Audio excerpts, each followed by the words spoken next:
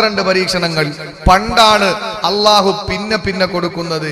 ഇപ്പോ കണ്ണിന്റെ മുമ്പ് അള്ളാഹു കൊടുത്തോണ്ടിരിക്കാൻ.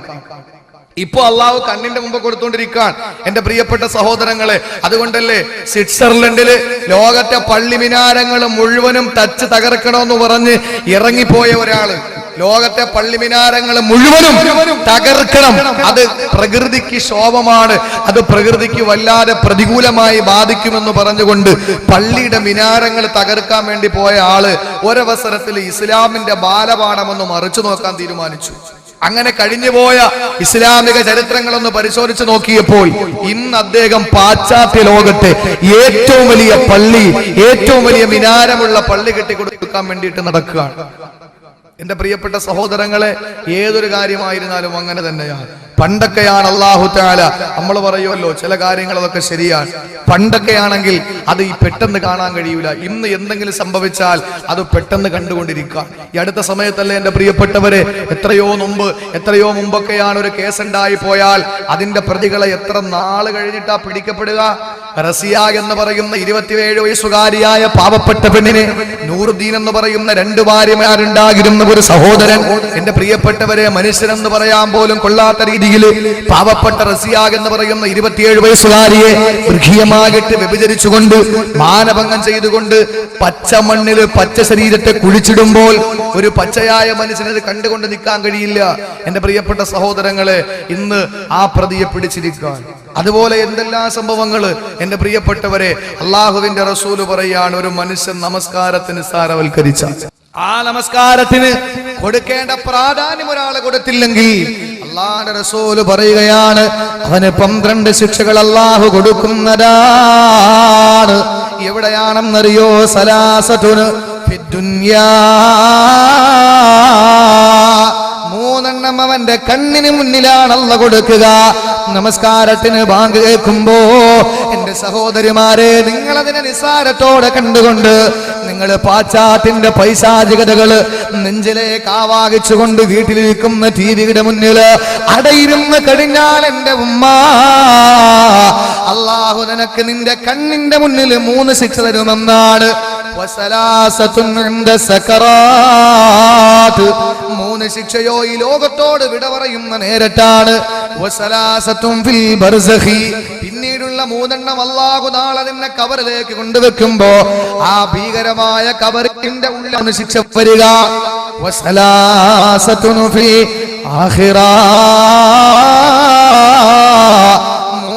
നാളെ പരലോകത്ത് അല്ലാഹു നിനക്ക് വേണ്ടി മാറ്റിവെച്ചിരിക്കുകയാണ്.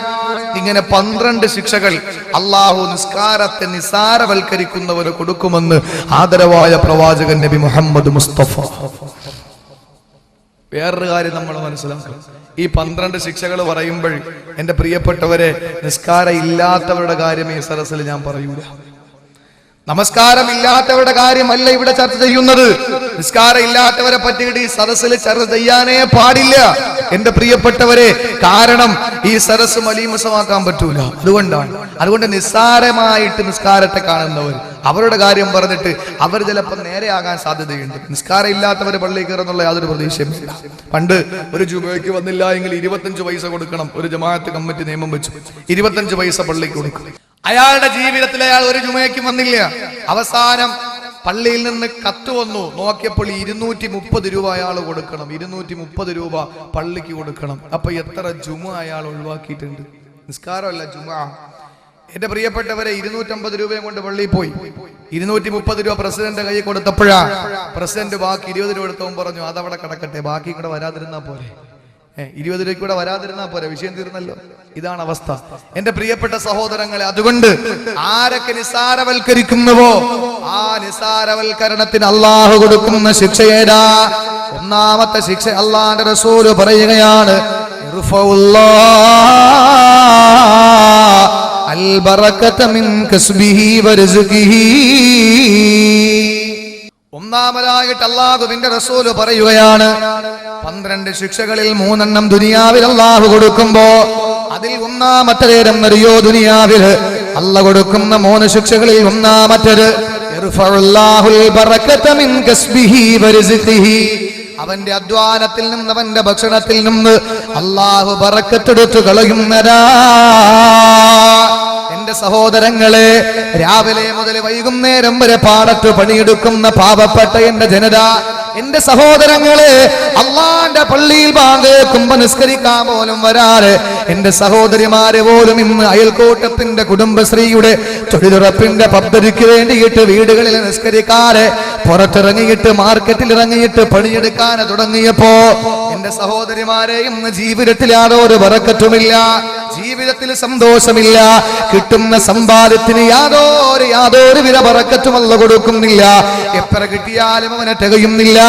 അല്ലാഹുവിന്റെ റസൂൽ പറഞ്ഞു 3 ശിക്ഷകളിൽ ഒന്നാമത്തേത് അവന്റെ അധ്വാനത്തിൽ നിന്ന് ബറക്കത്ത് അല്ലാഹു എടുത്തു കളയുന്നതാണ്. ജീവിതത്തിൽ അല്ലാഹു ബറക്കത്ത് എടുത്തു കളയും. എന്റെ പ്രിയപ്പെട്ട സഹോദരങ്ങളെ, ആ നമസ്കാരം നമ്മൾ ഉപേക്ഷിച്ചു കഴിഞ്ഞാൽ പിന്നെ നമ്മുടെ ജീവിതത്തിന് ഒരു അർത്ഥം ഉണ്ടാവൂല, സമ്പാദ്യത്തിന് യാതൊരു ബറക്കത്തും അല്ലാഹു കൊടുക്കൂല. നിങ്ങൾ നോക്ക്, ഇന്ന് 500 രൂപയുടെ ഒരു നോട്ടെടുത്ത് പോക്കറ്റ് വെച്ചുകൊണ്ട് പുറത്തിറങ്ങിയാൽ പണ്ട് 500 രൂപ ഉണ്ടെങ്കിൽ ഒരു കുടുംബത്തിന് 1 വർഷം കഴിയാം.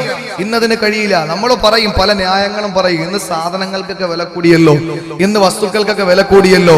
നമ്മൾ പറയും, എന്റെ പ്രിയപ്പെട്ടവരെ, അത് മാത്രമാണ് നമ്മൾ ധരിച്ചു പോകാൻ പാടില്ല. 2 വർഷം കഴിഞ്ഞാൽ എന്റെ പ്രിയപ്പെട്ടവരെ, കേരളത്തിലെന്നല്ല, ഇന്ത്യ രാജ്യത്തിലെന്ന് മാത്രമല്ല, ഈ ആകാശത്തിനൊരാളെ ഭൂമിക്ക് മുകളിൽ താമസിക്കുന്ന ഓരോ മനുഷ്യരും കുടിവെള്ളത്തിന് വേണ്ടിയിട്ട് യാചിക്കേണ്ട സാഹചര്യം വരും. 2 വർഷം കഴിഞ്ഞാൽ 3 വർഷം കഴിഞ്ഞാൽ കുടിവെള്ളമില്ലാതെ കഷ്ടപ്പെടും. ഇന്നും എത്രയോ നാടുകളിലാണ് എന്റെ പ്രിയപ്പെട്ടവരെ പാവപ്പെട്ട സഹോദരിമാര് മുനിസിപ്പാലിറ്റിയുടെയും നഗരസഭയുടെയും പഞ്ചായത്തിന്റെയും വണ്ടി വരുമ്പോൾ അതിന്റെ കലങ്ങിയ വെള്ളം, അതായത് കുടിക്കാൻ പോലും കൊള്ളാൻ കഴിയാത്ത വെള്ളം, അത് വാങ്ങാൻ വേണ്ടിയിട്ട് മണിക്കൂറുകളോളം ക്യൂ നിൽക്കുന്ന സാഹചര്യമാണ്. എന്റെ പ്രിയപ്പെട്ടവരെ, ഓരോ ദിവസം കഴിയും തോറും വരൾച്ച. ഇന്ന് ലോകം ഏറ്റവും കൂടുതൽ ഭീതിയുടെ മുൾമുനയിൽ നിർത്തപ്പെടുന്നത് വരൾച്ചയാണ്. അതിൽ റസൂലുള്ളാഹിയിൽ മാതൃകയുണ്ട്, അത് പറയാൻ നമുക്ക് സമയമില്ല. ഏതായിരുന്നാലും അള്ളാഹു ജീവിതത്തിൽ നിന്ന് ബറക്കത്തെടുത്ത് കളഞ്ഞിരിക്കാൻ നമ്മുടെ ജീവിതത്തിന്റെ സമ്പാദ്യത്തിൽ നിന്ന് അള്ളാഹു ബറക്കത്തെടുത്ത് കളഞ്ഞിരിക്കുകയാ. ഞാൻ വിശാലമായി പറയുന്നില്ല. അതുകൊണ്ട് എന്റെ സഹോദരങ്ങളെ, അല്ലാഹുവിന്റെ റസൂലിന്റെ ജീവിതത്തില് എന്ത് ദുനിയാവിന്റെ പ്രയാസം വന്നിരുന്നാല്, എന്ത് പ്രയാസം വന്നാല്, എന്തെല്ലാ ദുഃഖങ്ങൾ വന്നാല്, ശാരീരികമാകട്ടെ മാനസികമാകട്ടെ സാമ്പത്തികമാകട്ടെ ഏത് പ്രയാസം വന്നാലോ അല്ലാഹുവിന്റെ റസൂൽ ചെയ്യുന്നതെന്തെന്നറിയോ? ഹുദൈഫത്തുൽ യമാൻ റളിയല്ലാഹു അൻഹു പറയുകയാണ്, കാന ഇദാ ഹസബഹു അംറുൻ ഫസഇല സ്വലാ.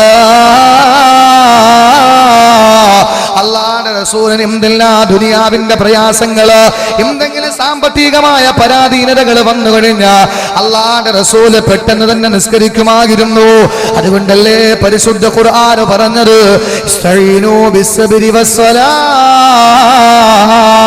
എന്ത് പ്രയാസം വന്നാലും എന്റെ പെങ്ങളെ, നീ എന്താണ് ചെയ്യേണ്ടത്? ക്ഷമയോടെ നിസ്കരിച്ചുകൊണ്ട് റബ്ബിനോട് സഹായം ചോദിച്ചോ, അല്ലാഹുവിനോട് സഹായം ചോദിച്ചോ എന്ന് അല്ലാഹുവിന്റെ പരിശുദ്ധ ഖുർആൻ പറയുമ്പോ, നമസ്കാരത്തെ നിസാരവൽക്കരിക്കുന്ന മുസ്ലിമേ, അല്ലാഹുവിന്റെ റസൂൽ പറയുന്ന 12 ശിക്ഷകളില് 3 ദുനിയാവിൽ അല്ലാഹു തരുമ്പോ അതിൽ ഒന്നാമരാകിട്ടല്ല നിനക്ക് തരുന്നത് ദുനിയാവിലെ നിന്റെ സമ്പാദ്യത്തിൽ നിന്ന് അല്ലാഹു ബറക്കത്തെടുത്ത് കളയുന്നരാ, കച്ചവടത്തിൽ നിന്ന് അല്ലാഹു ബറക്കത്തെടുത്ത് കളയുന്നരാ. ഇത് ഒന്നാമത്തതെങ്കിൽ എന്റെ പ്രിയപ്പെട്ടവരെ, ചുരുക്കി ഞാനെന്ന് പറയട്ടെ. രണ്ടാമത്തെ ശിക്ഷ ഏതെന്നറിയോ? രണ്ടാമതായി അല്ലാഹു ദുനിയാവില് എന്റെയും നിങ്ങളുടെ ഈ കൺമുമ്പിൽ അല്ലാഹു തരുന്ന ശിക്ഷ ഏതെന്നറിയോ? എന്റെയും നിങ്ങളുടെയും മുഖത്ത്, നിസ്കാരമുള്ള ഒരു വിശ്വാസിയുടെ മുഖരാവിലേക്ക് നോക്കിയാ ഈമാനിന്റെ പ്രഭയില്ലേ അവന്റെ മുഖത്ത് അല്ലാഹു നൽകിയിരിക്കുന്നതായ ഒരു പ്രത്യേകതയാണ്. 5 നേരം നിസ്കരിക്കുന്നവന്റെ മുഖത്ത് നോക്കിയാൽ ഈമാനിന്റെ വെട്ടയുണ്ടാകും. എന്റെ പ്രിയപ്പെട്ടവരെ, ഫെയർ ആൻഡ് ലവ്ലി തേച്ചാൽ കിട്ടൂല. അതുപോലെ ദാടി ഉണ്ടെന്ന് പറഞ്ഞിട്ട് കാര്യമില്ല, ഈമാനിന്റെ വെട്ടമല്ല. തലയിൽ കെട്ടുണ്ടെന്ന് പറഞ്ഞിട്ട് ഈമാനിന്റെ വെട്ടമല്ല. ഇതൊന്നും ഉണ്ടായിട്ട് ഈമാനിന്റെ പ്രകാശമാണെന്ന് പറയാൻ പറ്റൂല. ദാടിയും എന്റെ പ്രിയപ്പെട്ടവരെ, ദാടിയും തലപ്പാവുമുള്ള ഒരാൾക്ക് ആ ഈമാനിന്റെ പ്രകാശമാണെന്ന് പറയണമെങ്കിൽ എന്റെ പ്രിയപ്പെട്ടവരെ, ഏറ്റവും വലിയ ഈമാനിന്റെ പ്രകാശം സ്ഫുരിച്ച് നിൽക്കുന്നത് ആരിലാണ്? ചിലർക്ക് ദാടി ഉണ്ടെങ്കിൽ തലയെക്കെട്ട് കാണൂല, ചിലർക്ക് തലയെക്കെട്ടുണ്ടെങ്കിൽ ദാടി കാണൂല. എന്റെ പ്രിയപ്പെട്ടവരെ, ഇത് രണ്ടും കൂടെ ഒരുമിച്ച് കൂടിയിട്ട് അത് കാണുമ്പോൾ ഈമാനാണ് എന്ന് പറഞ്ഞാൽ, നല്ല ഗാംഭീര്യം കാണുമ്പോൾ ഈമാനാണെന്ന് പറഞ്ഞാൽ, ഏറ്റവും വലിയ മോമിന് മൻമോഹൻ സിംഗ് ആകണ്ടേ? എന്തൊരു ഗ്ലാമറാണ്, തലയിൽ കെട്ടി ദാടിയും വെച്ച് നിന്നാൽ. എന്റെ പ്രിയപ്പെട്ടവരെ, മോമിനാണ്, മോമിനല്ലല്ലോ. നമ്മൾ മനസ്സിലാക്കണം. എന്റെ പ്രിയപ്പെട്ട സഹോദരിമാരെ, ഫെയർ ആൻഡ് ലവ്ലി തേച്ചാൽ ഒരിക്കലും നമുക്ക് ഈമാനിന്റെ പ്രകാശം കിട്ടൂല. ഈമാനിന്റെ പ്രകാശം കിട്ടൂല. അത് വേണമെങ്കിൽ നിസ്കരിച്ചേ മതി. അത് വേണമെങ്കിൽ നിസ്കരിച്ചേ മതിയാവൂ. നിസ്കാരമില്ലാതെ ആ നമസ്കാരത്തെ നിസ്സാരവൽക്കരിച്ചാൽ, അല്ലാഹുവിന്റെ റസൂൽ പറഞ്ഞ രണ്ടാമത്തേത്, അവന്റെ മുഖരാവിൽ അല്ലാഹു തആല ഈമാനിന്റെ പ്രഭാ, സാലിഹീങ്ങളുടെ പ്രകാശമുണ്ടല്ലോ, അതവന്റെ മുഖത്ത് നിന്ന് അല്ലാഹു എടുത്ത് കളയുന്നരാ.